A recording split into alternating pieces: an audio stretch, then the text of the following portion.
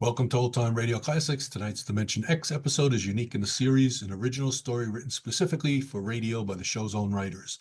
George Lefferts and Ernest Kinoy drafted No Contact from scratch, and audiences loved it so much that NBC broadcast it twice in 1950.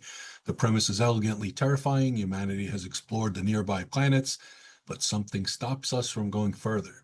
5 missions have hit an invisible barrier in space. None returned, no signals escaped, no wreckage recovered, just silence. Now the 6th mission prepares to launch into that void. The genius of the story lies in what it doesn't show. Radio is the perfect medium for this tale of cosmic mystery. Your imagination fills in the horror beyond the barrier. What destroyed 5 crews? What waits in the darkness? Lefferts and Kinoy understood something profound about 1950s audiences. The space age was dawning, but so was nuclear anxiety. The universe suddenly felt both infinite and threatening. Every step into the unknown carried the weight of extinction. Listen for the tension building through sound design alone, the hum of instruments, the crackle of static, voices growing desperate. This is radio drama at its finest, proving original science fiction could match the adapted classics. Future tense.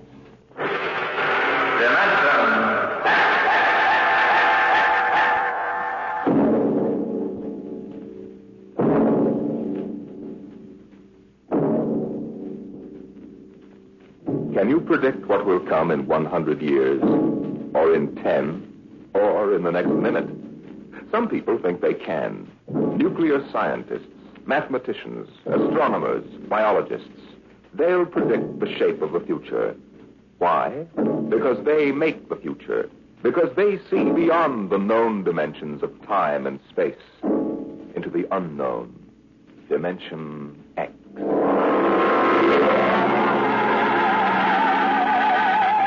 It was in the year of 1982 that spacemen first discovered the Great Galactic Barrier. In the past 10 years, rocket travel to the moon and the nearer planets had become commonplace. And then men fixed their sights on a more distant star, the remote planet known as Volta.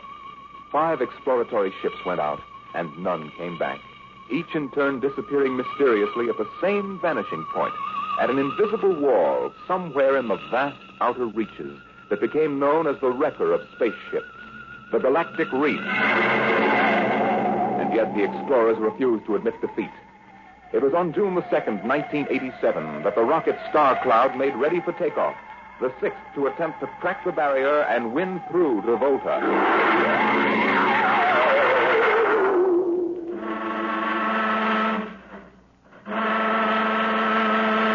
Now hear this. Condition green. 2 minutes. Captain, I don't suppose you want the ship's doctor up here on the bridge during blast off. I think not, Smitty. All right, then. I'll be in the sick bay, counting vitamin pills if you need me. Good luck, Louis. Thank you, Smitty. Lieutenant Collier. Yes, sir. You're relieved. You better get down to navigation control and take over. Yes, sir. Oh, Lieutenant. Yes, sir. We've never flown together before. This is your first flight in a space vessel as big as the Star Cloud, isn't it? Yes, sir. But I was trained in oversized jobs at the Naval Academy. Well, if you're half as good a navigator as your father was, you'll do fine. Thank you, sir. You were old shipmates, weren't you? Old shipmates. I served under him in the first rocket that ever got back to its base in one piece. We flew that mission in a tin can not much better than a primitive guided missile. I almost went along on the last trip your father made to the barrier. Too bad about that. Yes, sir. Now, that's all, Collier. I'll bust you when you get down to nav control. Lieutenant Paulson. Yes, sir. Get me ground control tower on the radio. I want to talk to Colonel Harrison. Sparks has the circuit up now, Captain. Go ahead, sir. I patched in our bridge speaker. Colonel Harrison? Yes, Captain? We're standing by for takeoff in 60 seconds. Good. The field is cleared of all personnel.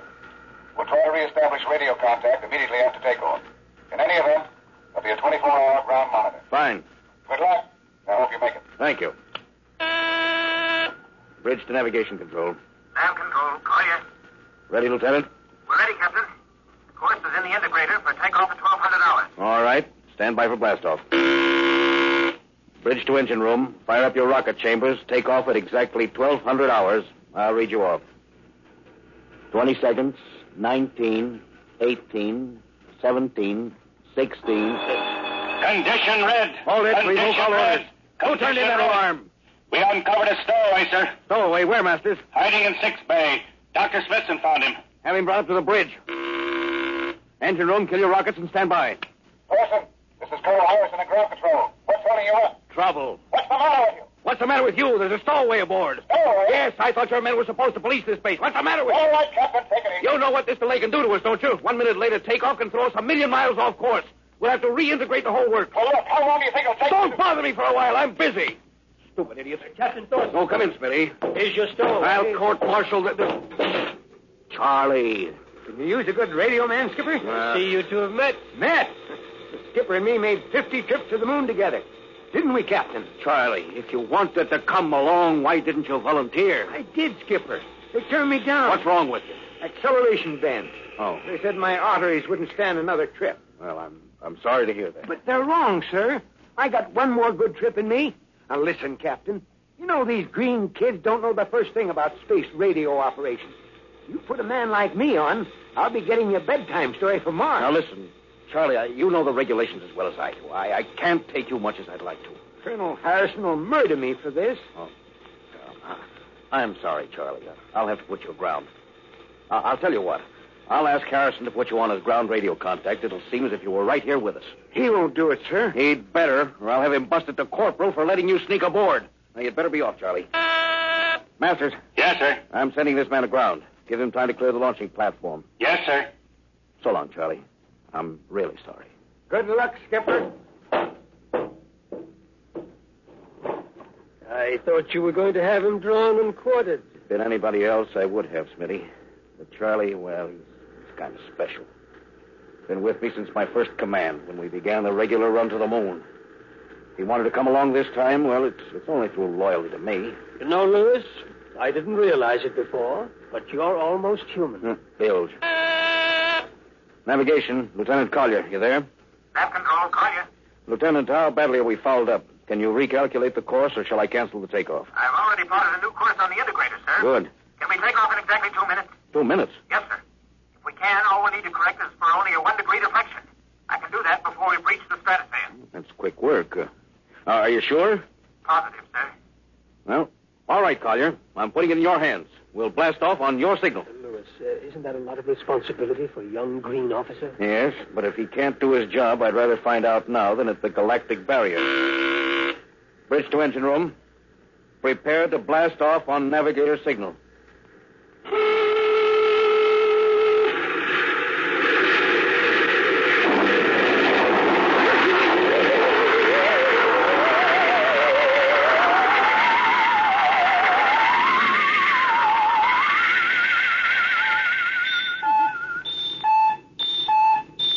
How are we doing, Collier? Coming on the bearing, sir. 4, 3, 2, 0. We've intersected the course vector. Good work, Collier. The course is corrected, sir. Ready to go into atomic overdrive anytime you say. All right, stand by. Now hear this. Now hear this. Prepare for maximum acceleration. Bridge to engine room. Kill your rockets. Rockets out. Fire up number 1 cyclotron. Number 1 ready. Fire up number 2. Number 2 ready. Withdraw your dampening rods. Aye. Fission chamber ready. Blast tubes cleared. All generators operating at capacity, sir. Right. Go into overdrive on the count of 0. 5 seconds, Captain. 3, 2, 2, 1, 1, 0. 0.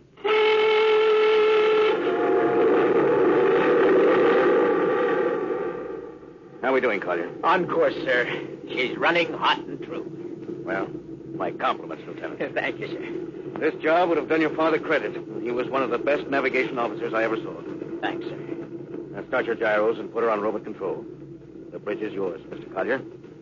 If you need me, I'll be in Dr. Smithson's office. Yes, sir.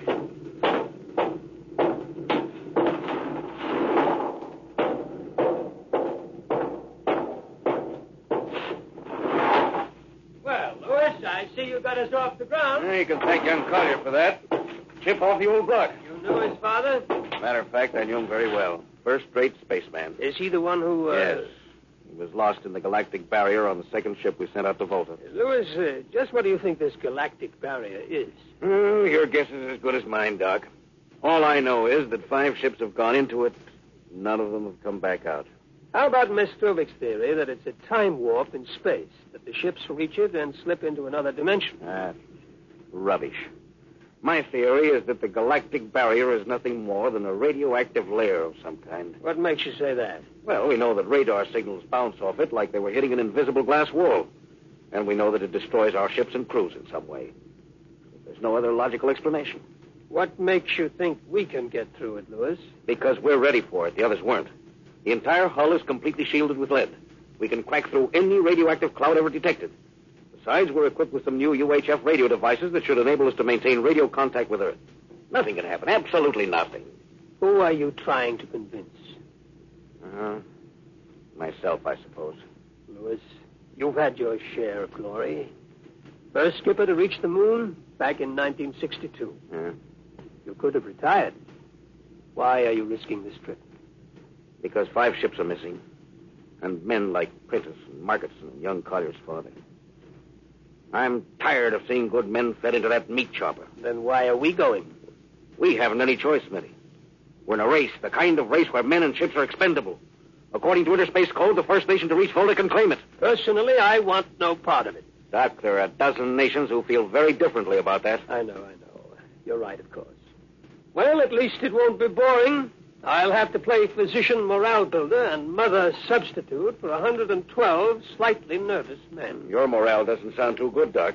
As morale officer, I can state without fear of contradiction, it is terrible. And something tells me that as we approach that galactic barrier, I'm not going to be alone.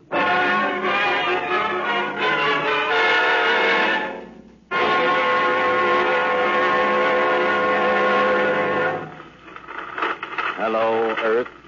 Hello, Earth. Captain Thorson of the Star Cloud calling Earth. Star Cloud to Earth. Can you read me? Hello, Star Cloud. Hi, Captain. Charlie. Well, I see they haven't court-martialed you yet. Oh, sir. Thanks to you. That's good to hear you. You can read us the funny papers on Sunday morning. Right. How's our signal? Strong. Clears the bell. Well, here's our log report for Colonel Harrison. Ready? Shoot. June 2nd, 1987. 4 weeks out from Earth. Running through, no radiation. Operation normal. Still making our approach to the galactic barrier. That's all, Charlie. See you later. Good luck, Captain. I sure wish I was with you.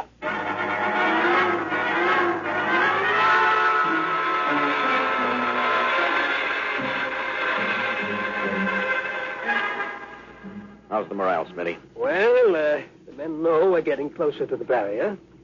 They're beginning to show a little tension, Lewis. How's their physical condition? Any sickness? About half the crew has come down with space blues. I was afraid of that. Bad? Oh, same as usual. Lips and hands with a bluish cast. Eyes are sensitive to infrared. I don't know. When I first started flying these tin cans, nobody ever heard of space blues. There's a theory it's caused by the terrific acceleration of the atomic overdrive. The change in gravity affects the circulation. And what do you think? Oh, I think it's psychosomatic. I've noticed that the same men who get space blues under tension on a ship tend to get blue coloration back on Earth when they're upset. I guess it's an occupational disease of space navigators. You think it's just nerves, then? I don't know. Young Collier's got a bad case. Yes, I think it's tension from overwork. Yeah. Maybe you need some vitamins. Lewis, when will you realize that vitamins are not a panacea for all the troubles of mankind?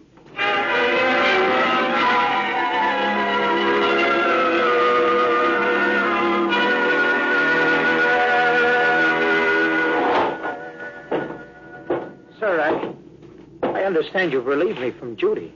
Dr. Smithson says you aren't looking very well, Collier. I'm just giving you a rest. But, sir, I feel perfectly able to continue. Your lips were as blue as Minnetonka. Captain, I'd like to remain at my post. Now, don't be so foolhardy, Lieutenant. I'm not being foolhardy, sir. You see, I have a special personal reason for wanting this expedition to reach Volta. Oh, your father? Yes, sir, my father. You think he might still be alive? Sir, I have to find out what happened. I think I understand. Very well, Collier. Report back to duty.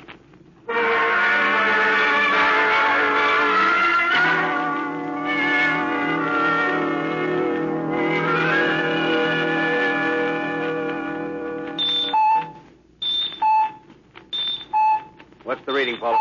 We're getting a +5 radar bounce now, sir. It's coming off the barrier almost as fast as we send it out. What's the interval? 0.3 of a second. Shortening steadily. This rate will hit the wall in the next few minutes. All right. Alert the crew. Sound general quarters. Now, hear this. Condition red. We are now approaching the galactic barrier.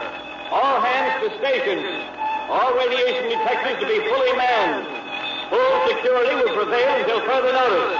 That is all. Lawson. Aye, sir. Radar bounces up to +6. We better try to make final contact with Earth. Is Clark still trying to raise the bait? Yes, sir, but he's not having much luck. Seems to be some interference. Oh, that's the radio room now. Yes? You've got him? Cut in on the bridge speaker. The captain will take it from here. Hello. Star Cloud to Earth. Can you hear me, Earth? Hello, Skipper. I can barely read you. We're getting heavy static from sunspots. That's not sunspots. We're right on the galactic barrier. Getting a +7 radar bounce. Expect to hit the barrier almost any second now. Good luck, Skipper. Look, Charlie, stick with us, will you? We're switching to the automatic center now so you can track us in. Okay. If we crack the barrier and come through still in one piece, I'll try to get back to you on the high-frequency band. Gotcha, Skipper. Don't worry. I'll be waiting. So long, Charlie. So long, Starcroft. We must be getting awfully close now, Captain. Echoes bouncing back so fast, it's almost beating the signal. Well, when they coincide, hold on to your hat. That's when we run into the wall. Any second. Hold on. Here goes nothing. Here it comes.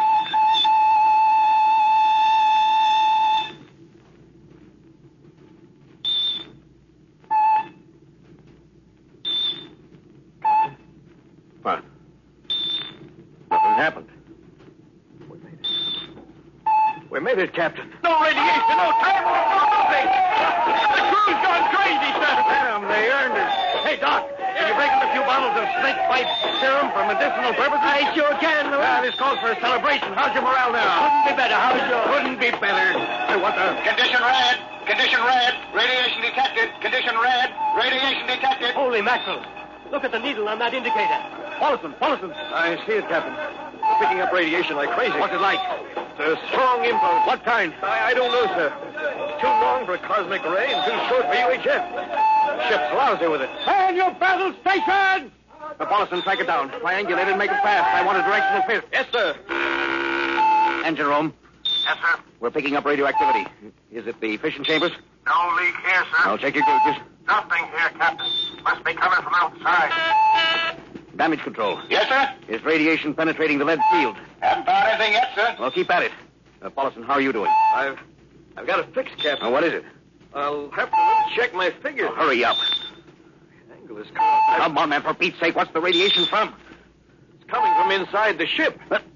That's impossible. Oh, sir, I checked it twice. Well, it's got to be the engines. If it is, we're finished. Engine room. Yes, sir. That radiation must be in the overdrive pile. No, sir. It isn't here, sir. Are you certain? Yes, sir. All right, keep checking. Well, only one thing left to do. Paulson, get a Geiger counter. We're going to start combing this ship inch by inch. Yes, sir. Turn it on. Yes, sir. Ready, Captain. We'll check the atomic guns first. Come on.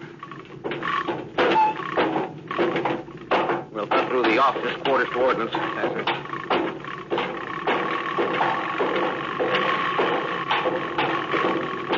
Through here. Wait a minute, sir. Huh? What is it? Signal is weaker now.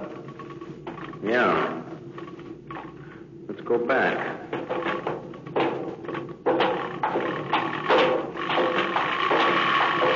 Hold it. Seems strongest right about here. Doesn't make sense. Whose cabin is this? Lieutenant Collier's. Collier!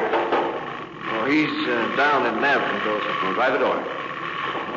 It's not locked, sir. This is in here, all right. Listen to that counter. It's strongest over here. Open that wall cabinet. It's locked, sir. Well, smash it. Shut off the Geiger counter. Well, what do you make of this, Paulson? Well, it looks like some sort of portable transmitter, sir. Must be foreign manufacture. I don't recognize the calibration symbols at all. I've never seen anything like it. Which raises a small question. What is Lieutenant Collier doing with a transmitter in his cabin? I don't know, sir. Well, I intend to find out, Paulson. Get down to nav control and bring Collier up to the bridge on the double. Hadn't we better find some way to shut this thing off first? I know a way.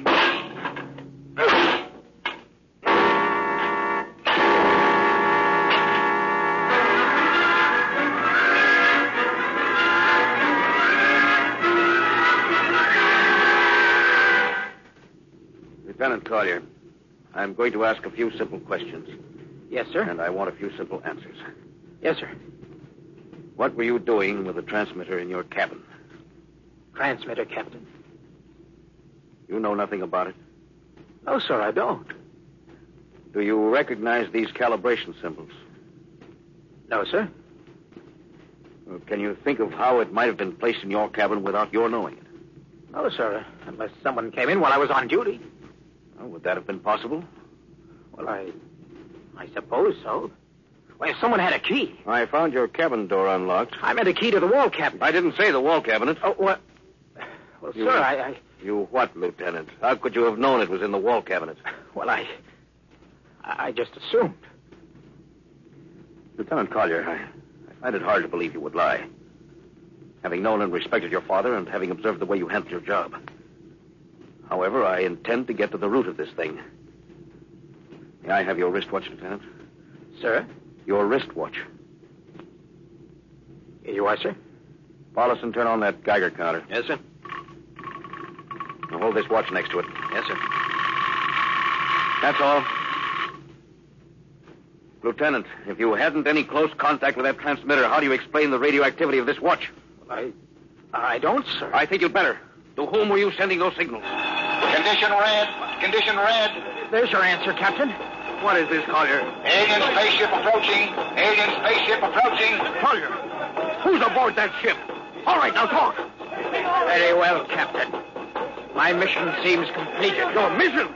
Are you admitting that you're an agent of a foreign power? I am stating it. What nation? No nation, Captain. What? I am an agent of the Voltan government. The what? The government of the planet of Voltan. Are you crazy? Are you so stupid that you think your people are the only ones who can invade another planet? Lieutenant, what do you mean? We've had agents operating on Earth since 1945. I don't believe you. What do you think happened to those 5 ships, Captain? Where do you suppose we got our information? Your language, your culture, family background. Your appearance, you look like... Like Commander Collier? Is that so surprising, Captain? We had a living model. I ought to kill you. That would be very foolish, Captain. I would advise you to surrender without delay. Alien ship now coming into ordnance range. I'll deal with you later, Collier. Paulson. Yes, sir. Put this man in irons and take him away. Don't worry, sir. We'll take good care of him. Thunder, Rustin. Gunnery, Gunnery, Richardson. what's the range? 10,000 meters. They're closing fast. What's your guns on radar tracking? Tracking. Coming on the bearing. Fire. Fire, Richardson. Did you hear me? Fire! What's the matter down there? Did you hear me? Richardson, answer me! Who? It's no use to shout, Captain. Collier. How did you get loose? Where's Paulson? Lieutenant Paulson is dead. All stations, Lieutenant Collier has escaped. Seize him, men! Don't waste your breath, Captain. Your men can't hear you. What? Those still alive are my men. You're lying. No, Captain.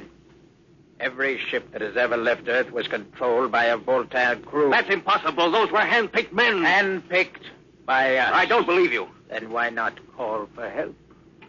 Carpenter, Robinson, Haley, report. Carpenter. Robinson.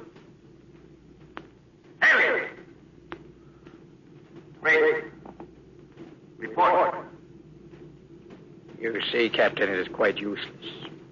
The Star Cloud will be taken to Volta for, shall we say, further experimentation. I see. Of course, there's one thing you hadn't counted on. And just what is that, Captain? This...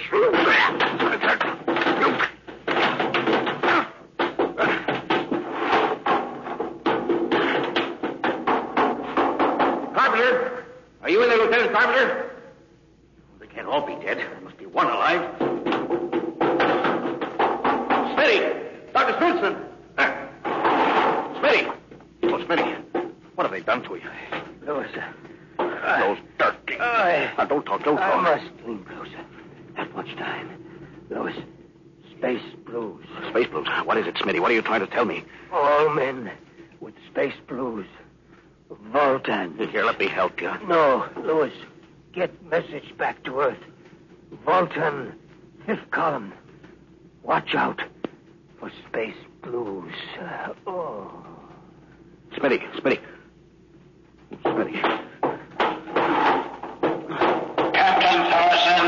Captain Thorson, you can't hide from us now. Come back to the bridge and surrender, or my men will come and get you. Oh, yeah? Captain Thorson, you can't come. Hello. Star Cloud calling Earth. Please, God, let me through before it's too late. Hello. Star Cloud to Earth. Come in, please. Come in, please.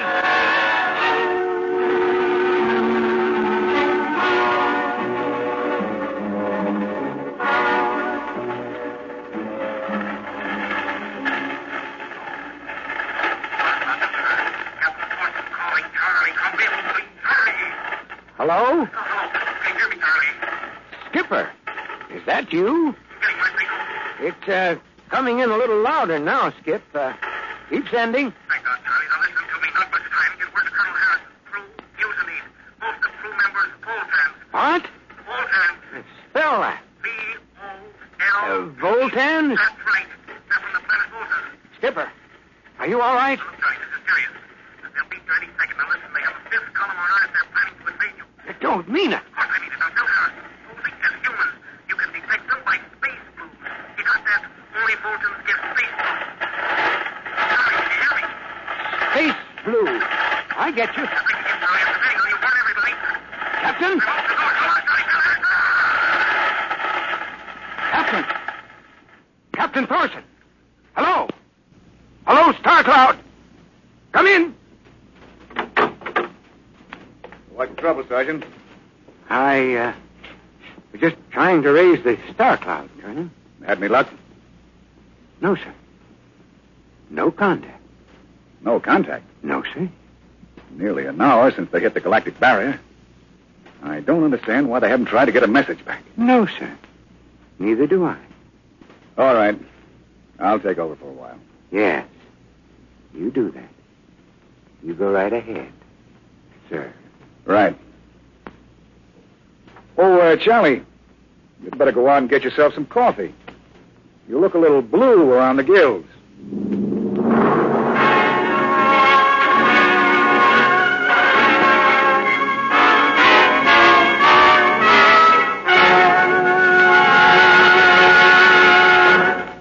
You have just heard No Contact, an adventure in time, space, and the unknown. The world of...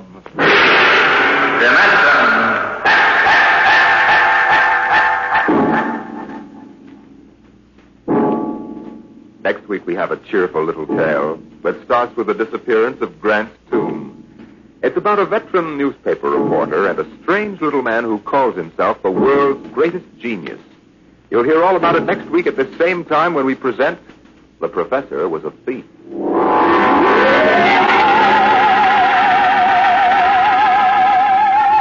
Dimension X has presented No Contact, an original story written by George Lefferts from a storyline by Lefferts and Ernest Kinoy. Featured in the cast were Louis Van Rooten as Captain Thorson, Donald Bucher as Lieutenant Collier, and Cameron Prudhomme as Charlie. Your host was Norman Rose. Music by Albert Berman, engineer Bill Chambers. Dimension X is produced by William Welch and directed by Edward King.